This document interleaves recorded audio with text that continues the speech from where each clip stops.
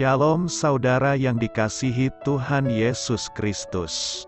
Selamat pagi, salam sejahtera untuk kita semuanya. Selamat datang kembali di Renungan Rohani pagi hari ini.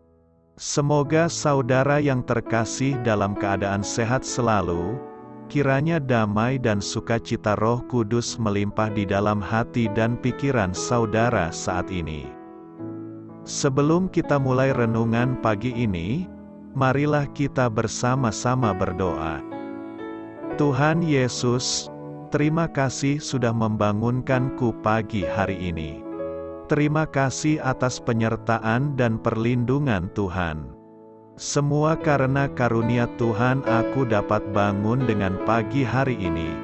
Aku menyerahkan seluruh aktivitasku hari ini ke dalam kuasa tangan Tuhan. Jauhkanku dari yang jahat, ya Tuhan.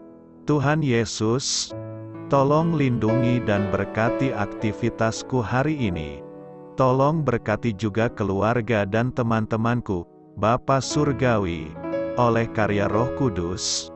Tolonglah aku untuk menjauhi segala sesuatu yang melukai hati-Mu. Ampunilah segala dosa kami, ya Tuhan. Dalam nama Tuhan Yesus, aku sudah berdoa. Amin.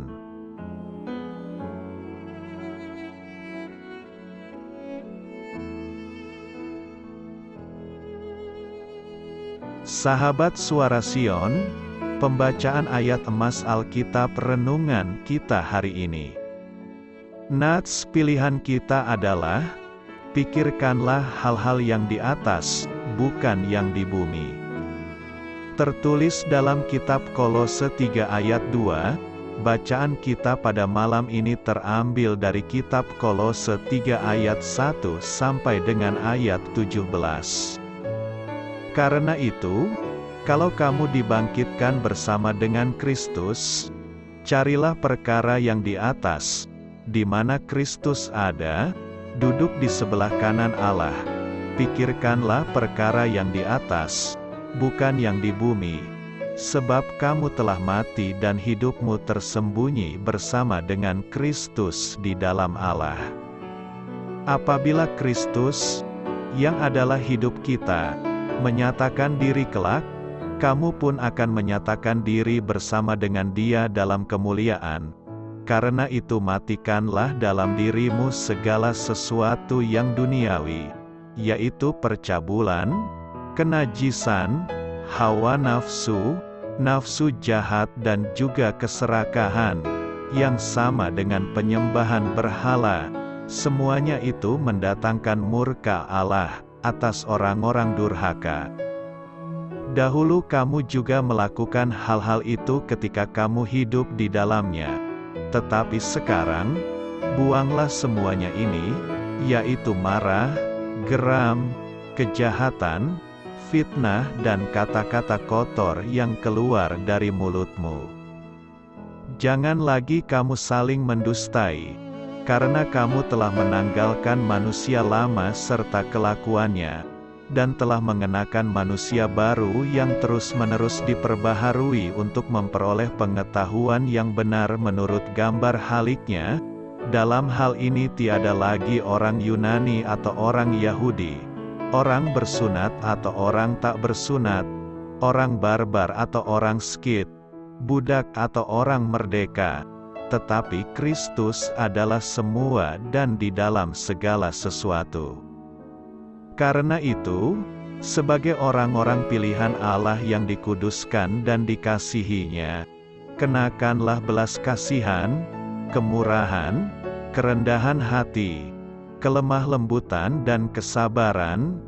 Sabarlah kamu seorang terhadap yang lain, dan ampunilah seorang akan yang lain apabila yang seorang menaruh dendam terhadap yang lain.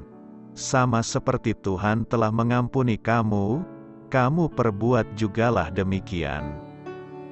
Dan di atas semuanya itu, kenakanlah kasih, sebagai pengikat yang mempersatukan dan menyempurnakan. Hendaklah damai sejahtera Kristus memerintah dalam hatimu, karena untuk itulah kamu telah dipanggil menjadi satu tubuh. dan bersyukurlah. Hendaklah perkataan Kristus diam dengan segala kekayaannya di antara kamu, sehingga kamu dengan segala hikmat mengajar dan menegur seorang akan yang lain dan sambil menyanyikan mazmur, dan puji-pujian dan nyanyian rohani, kamu mengucap syukur kepada Allah di dalam hatimu. Dan segala sesuatu yang kamu lakukan dengan perkataan atau perbuatan, lakukanlah semuanya itu dalam nama Tuhan Yesus, sambil mengucap syukur oleh Dia kepada Allah, Bapa kita. Kolose 3 ayat 1 sampai dengan ayat 17. Inti dari ayat emas renungan kita adalah: satu-satunya cara untuk melihat hidup dengan jelas adalah dengan berfokus kepada Kristus. Mari kita mulai renungan pagi kita. Judul renungan kita hari ini adalah Pilihan ada di tangan kita, disusun oleh saudara rohani. Kisah inspiratif. Pada suatu sore di musim panas, saya mendaki bukit di dekat rumah saya. Saat sampai di puncak, saya berbaring dan meregangkan tubuh saya di atas rumput. Saat memalingkan kepala saya ke satu sisi, mata saya terpusat kepada beberapa lembar rumput yang hanya berjarak beberapa sentimeter dari wajah saya. Fokus jarak pendek ini tidak hanya menegangkan mata saya, tetapi juga mengaburkan pandangan terhadap hal-hal lain di depan hidung saya. Maka saya mulai mengubah fokus saya, sehingga kota yang jauh pun terlihat. Saya mendapati bahwa saya dapat mengubah pandangan saya dari jarak dekat ke jarak yang jauh sesuka hati saya. Pilihan itu ada di tangan saya. Dalam bacaan Alkitab hari ini, Rasul Paulus menekankan bahwa para pengikut Kristus perlu menjaga agar kekekalan dalam jangkauan pandangan mereka.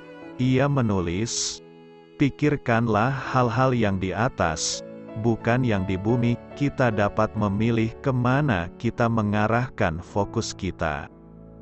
Kita dapat menyerah kepada pikiran-pikiran yang egois dan duniawi, dan mengaburkan pandangan kita akan hal-hal lain di depan hidung kita, atau kita dapat menatap menembus suasana yang penuh dosa ini dan memusatkan perhatian kepada hal-hal yang di atas, di mana Kristus duduk di sebelah kanan Allah dan kita bersama Dia.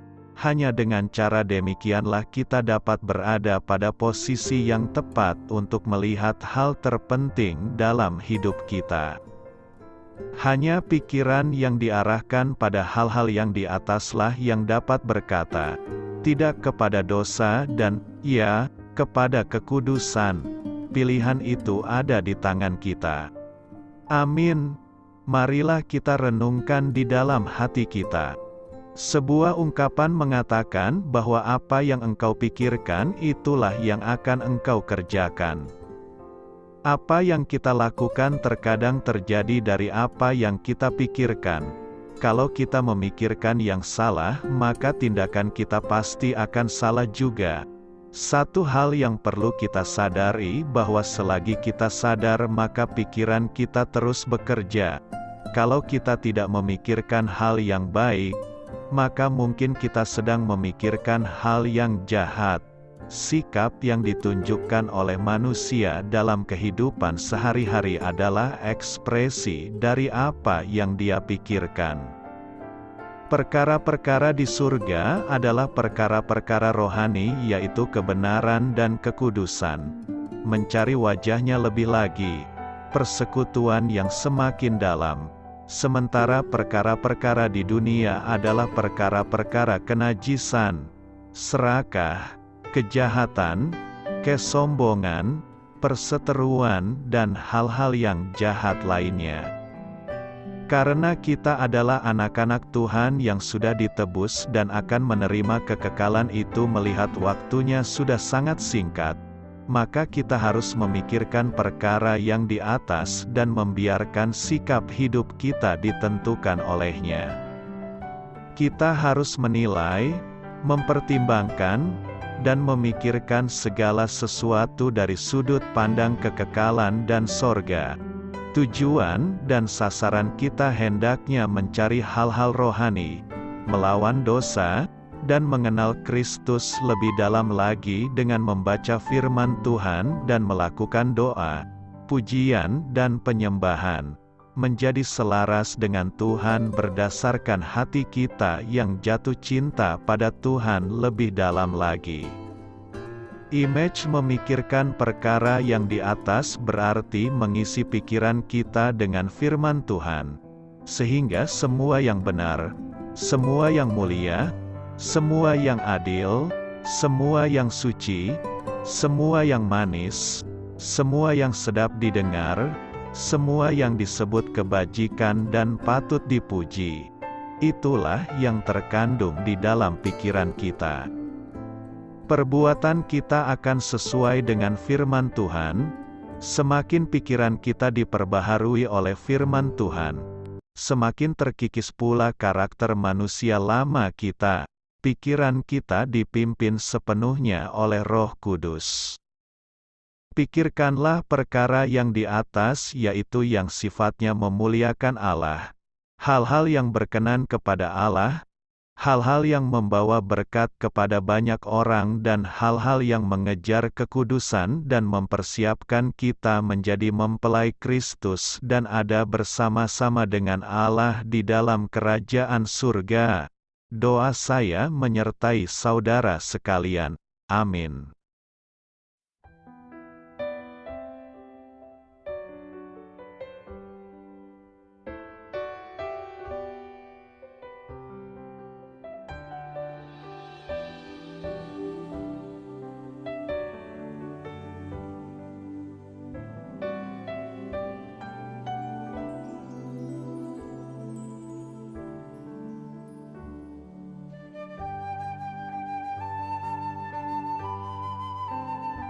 Marilah kita renungkan, sahabat pendengar, demikianlah renungan firman Tuhan di pagi hari ini.